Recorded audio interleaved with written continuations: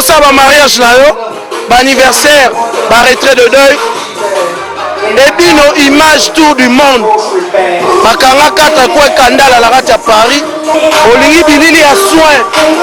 Olingi masolo ya kitoko na Paris. Équipe ya rappel moko. Et puis nos images. Ah!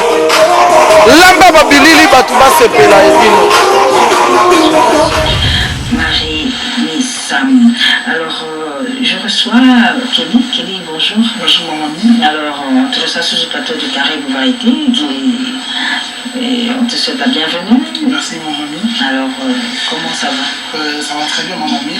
Tout d'abord, je ne peux pas commencer sans qu'il te souhaite ma casse et que l'émission de l'avocat. Surtout, l'émission de souhaiter vraiment une condoléance à toute la famille des artistes congolais. Donc, peut-être mon contact n'a pas eu et la combo ya sœur Marie Missamou et puis la famille Mobimba. Donc, les condoléances à la famille Mobimba et puis à la bâtonnière surtout pour la bonne musique.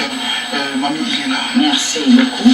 Alors, oui, Mamie Kolo, vous avez moi ça en tout cas, on est à Kinshasa, finalement clairement, on est à Kinshasa parce qu'on a créé un promouvoir site internet nana, okay. On a créé une photo www.congopuissance.com et puis comme nous avons un contrat na chaîne européenne à la télévision pour nous continuer à la vidéo à Kinshasa, mais avant que nous ayons la vidéo, il s'est à Kinshasa, il s'est dit Makamou Zali parce qu'il y a une photo, au moins qui activité à Moussa, on a vu sur une photo, ils ont pas si ils ont société vie Makamou, ils ont la photo qui va Moussa avec la société, et on est à Kinshasa pour nous promouvoir site internet nana et puis na contrat dans la chaîne de télévision, on a Moussa et Awa pour que Kinshasa puisse na côté na maduction à Kinshasa. Merci beaucoup mon frère Kelly qu'on va retrouver également dans nos prochaines émissions, évidemment comme l'actualité est encore focalisée sur la sœur Marie Messamou, Félix Oazekwa, le patron.